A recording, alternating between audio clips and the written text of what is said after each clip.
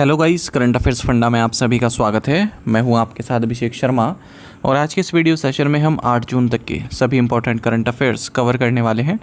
हमेशा की तरह आप इस वीडियो को अंत तक जरूर देखिएगा। आज भी आपको काफ़ी कुछ जानने के लिए मिलेगा। सेशन की शुरुआत करने से पहले आप सभी को बताना चाहूँगा यदि आप हमारे daily current affairs PDF, weekly PDF, monthly PDF और हर महीने के banking and economic awareness PDF चाहते हैं तो करंट अफेयर्स फंडा का 1 ईयर मेंबरशिप प्लान आप ज्वाइन कर सकते हैं, जिसका लिंक आपको वीडियो के डिस्क्रिप्शन में या फिर फर्स्ट कमेंट में मिल जाएगा। आपको बता दें, इस 1 ईयर मेंबरशिप प्लान के तहत जितना भी हमारा पीडीएफ कंटेंट है वो हम आपको 1 साल तक के लिए प्रोवाइड कराते हैं, जिसे आप डाउनलोड कर सकते हैं, प्रिंट आउट भी निकलवा सकते हैं। इसके लिए चाहे तो आप करंट अफेयर्स फंडा ऐप को यूज़ कर सकते हैं या फिर अपने लैपटॉप या सिस्टम की मदद से वेब लॉगिन भी कर सकते हैं। कोई भी आपका एग्जाम हो, बैंकिंग, एसएससी, रेलवे या फिर स्टेट पीसीएस, जहाँ पर भी जनरल अवेयरनेस या करंट अफेयर्स पूछे जाते हैं, सभी एग्जाम्स के लिए हमारे पीडीएफ कंटेंट काफ़ी यूज़फुल है। दूसरा कोर्स हमारा बैंकिंग अवेयरनेस का है। कंप्लीट बैंकिंग अवेयरनेस हमने आपको इसमें पढ़ाया है।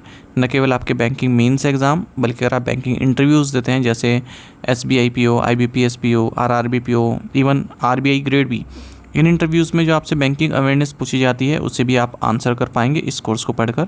साथ ही साथ एसएससी, रेलवे, स्टेट पीसीएस जैसे एग्जाम्स में इंडियन इकोनॉमी पर जो क्वेश्चंस पूछे जाते हैं, जैसे जीटी पर क्वेश्चन हर बार पूछा ही जाता है, 5 ईयर प्लान पर क्वेश्चन अब तक पूछे जा रहे हैं, नीति आयोग पर अब क्वेश्चन पूछे जाने लगे हैं, RBI, SEBI, SIDBI, NABARD, IRDAI, different types of banks in India जैसे private sector banks, public sector banks, small finance bank, payments bank और money market, capital market, types of poverty, types of inflation, types of unemployment, economic terms, financial terms और Indian economy से संबंधित जो भी schemes हैं A to Z सब कुछ इसमें पढ़ाया गया है। यदि आप इंश्योरेंस सेक्टर के एग्जाम्स दे रहे हैं तो उसके लिए भी एक डेडिकेटेड चैप्टर दिया गया है। इसमें इंश्योरेंस बेसिक्स आपके क्लियर हो जाएंगे उस चैप्टर से। और डेमो वीडियो लेक्चर्स और डेमो पीडीएफ अवेलेबल है करंट अफेयर्स फंडा ऐप पर, उन्हें आप देख सकते हैं। उनसे आपको एक आइडिया लग जाएगा किस तरह कंटेंट हमने आपको इन कोर्सेज़ में प्रोवाइड कराया है। तो दोनों ही सेपरेट कोर्सेज़ हैं, 1 ईयर करंट अफेयर्स कोर्स और 1 ईयर बैंकिंग अवेयरनेस कोर्स, और करंट अफेयर्स फंडा ऐप पर आपको ये मिल जाएंगे। ऐप का लिंक वीडियो के डिस्क्रिप्शन में दिया गया है और फर्स्ट कमेंट में भी पिन कर दिया गया है। तो लिंक पर क्लिक कीजिएगा, ऐप को इंस्टॉल कीजिएगा और लॉगिन करने के बाद आप इन कोर्सेज़ को एक्सेस कर पाएंगे। फिर भी कोई डाउट अगर आपका रहता है तो हमारा कस्टमर केयर नंबर है 8448169188, इस पर आप कॉल कर सकते हैं या फिर व्हाट्सएप करके भी जानकारी प्राप्त कर सकते हैं। तो बिना किसी देरी के शुरुआत करेंगे इस वीडियो सेशन की। सेशन की शुरुआत हमेशा की तरह क्वेश्चन ऑफ द डे से करेंगे, जिसका आंसर आपको अभी करना है कमेंट बॉक्स में। पूछ रहे हैं कि Cas9 प्रोटीन क्या है जिसका अक्सर समाचारों में उल्लेख होता है। What is Cas9 protein that is often mentioned in news? Options देखते हैं।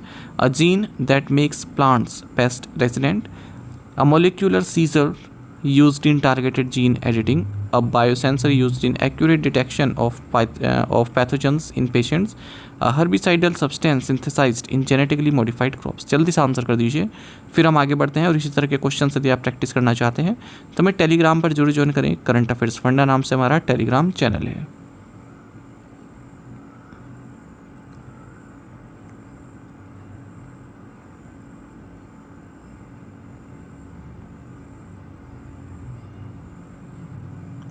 What is the theme for World Oceans Day 2025? विश्व महासागर दिवस 2025 का विषय क्या है? ऑप्शंस आपके सामने हैं। सही आंसर ऑप्शन सी है, wonder, sustaining what sustains us. World ocean day ये हर साल 8 जून को मनाया जाता है। 2025 में वर्ल्ड ओशंस डे का थीम है wonder, sustaining what sustains us.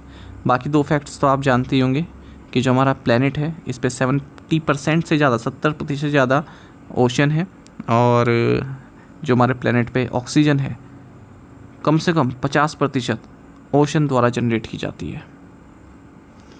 By how many basis points did the RBI's monetary policy committee reduce the policy repo rate in its 55th meeting held from June 4 to 6, 2025? RBI की मौद्रिक नीति समिति ने 4 से 6 जून तक 2025 तक आयोजित अपनी 55वीं बैठक में नीतिगत रेपो दर में कितने आधार अंकों की कमी की है? ऑप्शंस आपके सामने है। सही आंसर ऑप्शन सी है, 50 बेसिस पॉइंट्स। देखिए, रिजर्व बैंक ऑफ इंडिया की जो मॉनेटरी पॉलिसी कमेटी है, इन्होंने 5-1 से ये डिसाइड किया, यानी कि 5 फेवर में थे, 1 की राय कुछ और थी, तो वो आगे देखेंगे। तो 5-1 के वोट से मतलब 6 लोग थे तो 5-1 के सहमति से ये डिसाइड किया है कि जो पॉलिसी रेपो रेट है उसमें 50 बेसिस पॉइंट्स तक रिड्यूस किया जाए।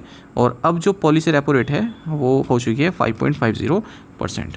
फरवरी 2025 के बाद ये लगातार तीसरी बार है जब RBI ने पॉलिसी रेपो रेट में रिडक्शन किया है, उसको घटाया है। तो इसका उद्देश्य क्या होता है, जो ग्रोथ है उसको बूस्ट करना, क्योंकि इन्फ्लेशन जो है 4% टारगेट से नीचे पहुंच चुकी है। साथ ही कैश रिजर्व रेशियो को भी कट किया है 100 बेसिस पॉइंट तक और ये 3% पहुंच चुकी है। मॉनेटरी पॉलिसी कमेटी की अध्यक्षता RBI गवर्नर संजय मल्होत्रा ने की और इन्होंने कहा है कि हमारा जो स्टैंस है वो अकोमोडेटिव से हटकर न्यूट्रल पर आ गया। न्यूट्रल मतलब अब आगे वाली जो मीटिंग्स होंगी उसमें हम रेपो रेट को और भी घटा सकते हैं या फिर बढ़ा भी सकते हैं। रियल GDP ग्रोथ 2025-26 के लिए 6.5% ही है। क्वार्टरली प्रोजेक्शन देखें तो अप्रैल से जून का जो क्वार्टर है जिसे हम फर्स्ट क्वार्टर कहते हैं उसके लिए 2.9%, जुलाई से सितंबर सेकंड क्वार्टर 3.4%, अक्टूबर से दिसंबर थर्ड क्वार्टर 3.9%, जनवरी से मार्च फोर्थ क्वार्टर 4.4%। अच्छा, मेन फैक्टर क्या रहा कि 50 BPS तक इन्होंने रेट कट किया, ये है रिटेल इन्फ्लेशन में, क्योंकि कमी देखने के लिए मिली है। हेडलाइन इन्फ्लेशन की बात करें, ये भी अप्रैल में 3.2% थी, लोवेस्ट रही जुलाई 2019 के बाद से अब तक। अच्छा, जैसे अब रेपो रेट अब 50 बेसिस पॉइंट्स तक रिड्यूस हो चुके हैं तो जो भी एक्सटर्नल बेंचमार्क लेंडिंग रेट्स हैं उनमें भी डिक्लाइन देखने के लिए मिला है। तो बोरोवर्स के लिए काफ़ी रिलीफ का बात है, जो मंथली इंस्टॉलमेंट्स देते हैं, इक्वेटेड मंथली इंस्टॉलमेंट देते हैं, EMI देते हैं अपने होम या फिर पर्सनल लोन पर, क्योंकि वो EMI भी 50 बेसिस पॉइंट तक कम होगी। लेकिन जो FD वाले लोग हैं, ठीक है, जो FD कराना चाहते हैं वहाँ पर उनको ज़्यादा इंटरेस्ट नहीं मिलेगा, तो FD के रेट में कमी देखने को मिली बैंक की ओर से। CPI इन्फ्लेशन 2025-26 में 3.7% रही और फाइनेंशियल 2024-25 में जो ग्रोथ रेट है वो 6.5% रही थी, जो कि अपने 4 साल के निम्नतम स्तर पर थी। अब थोड़ा सा बेसिक देख लेते हैं। जो मॉनेटरी पॉलिसी कमेटी है ये इसने अपनी 55वीं मीटिंग की है 4 से 6 जून 2025 के बीच में। अध्यक्षता Sanjay Malhotra governor reserve Bank of India ने की। अच्छा, 50 बेसिस पॉइंट तक रिड्यूस किया, 5.50% पॉलिसी रेट हो गया, ये हम पढ़ लिया।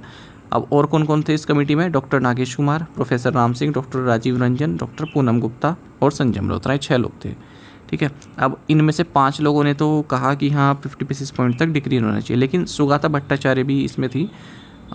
सुगाता भट्टाचार्य ने कहा कि 25 बेसिस पॉइंट्स तक की कमी होनी चाहिए। तो मैंने जो यहाँ पर आपको बताया था ना कि 5-1 से फैसला लिया है, तो 1 जो है वो यही है, सुगाता भट्टाचार्य, क्योंकि इन्होंने 25 बेसिस पॉइंट तक कट करने के लिए कहा था।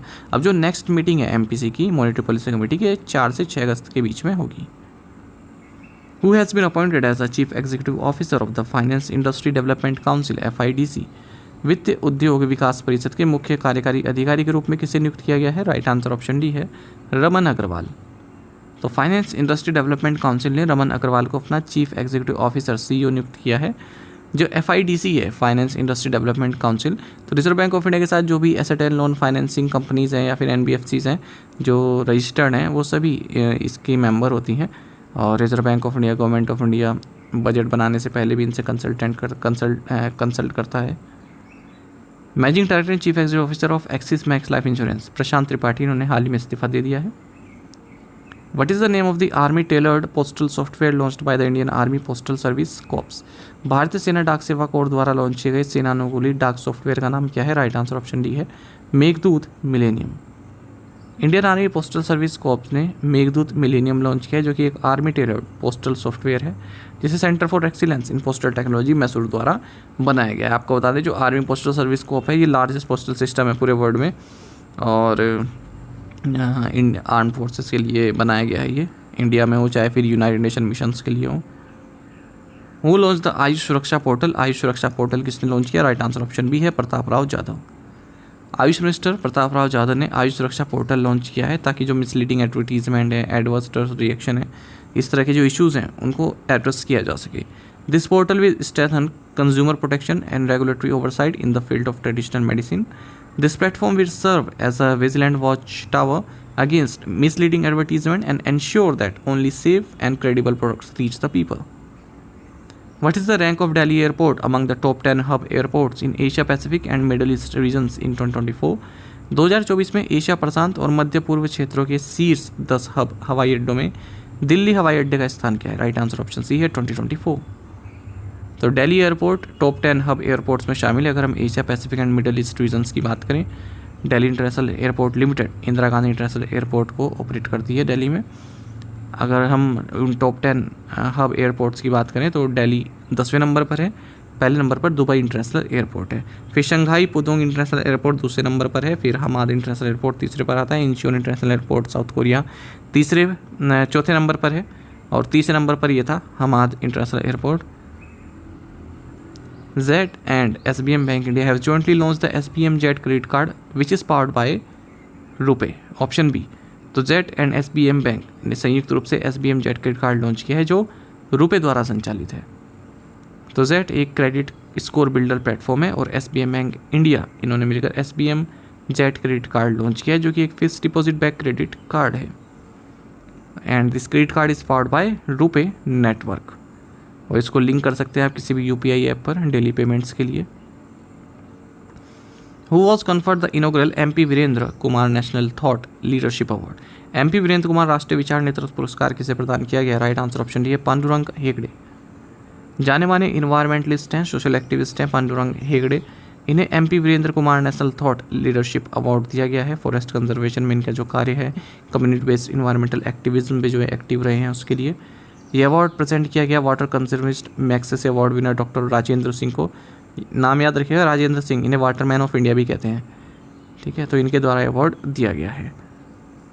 5th डेथ एनिवर्सरी थी जो मातृभूमि के फॉर्मर CMD रहे MP वीरेंद्र कुमार इनकी, तो इसी मौके पर ये अवार्ड दिया गया।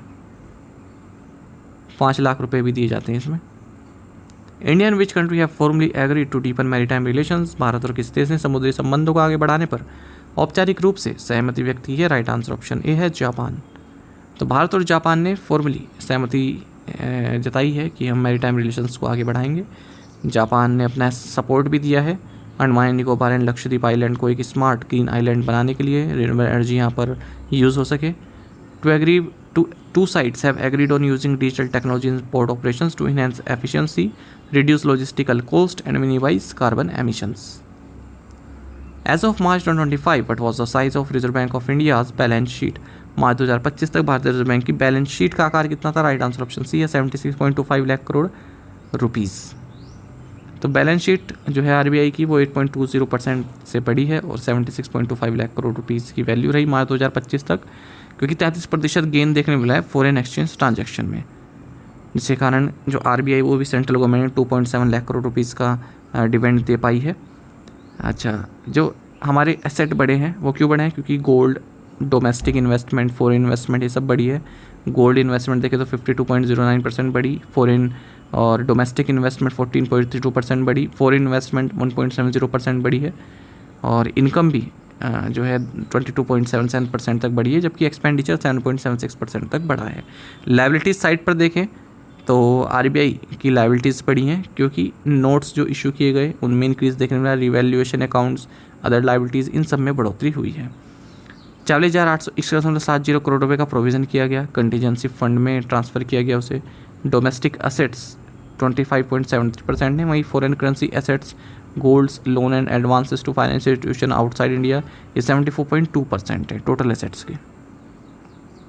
टू द पॉइंट क्वेश्चंस, उनके आंसर्स देख लेते हैं। हुई Dutch prime minister Dick Schoof, हालांकि अभी इन्होंने रिजाइन कर दिया है। India ranks 3rd globally in energy and oil consumption. India aims to operationalize 76 national waterways by 2027. According to the government estimates, what will the population percentage of senior citizen by 2047? Answer is 20%. According to a recent government notification, what percentage of reservation has been accorded to resident Ladakhis in government jobs? Answer is 85%. To the point question देखें, इनके answer आपको भी करने हैं comment box में। When is international day of potato celebrated? Who is current finance secretary of India? Which country launched Cesian 26 satellite for land survey and environmental monitoring? Which ministry is responsible for the Anubhav platform? Anubhav award दिए गए हैं हाल ही में, उससे संबंधित है ये। Which Indian city will host the 2026 Asian Weightlifting Championship from April 1st to 10, making it the first time India hosts the event since 1982. This marks a significant return for India after a 44-year hiatus. तो इन पांचों question के answer आपको comment box में देने हैं। यदि एक question का आंसर भी आता है तो भी आप हमें अवश्य बताइएगा। साथ ही हमें टेलीग्राम पर जरूर ज्वाइन करें। करंट अफेयर्स फंडा नाम से हमारा टेलीग्राम चैनल है। Thank you guys.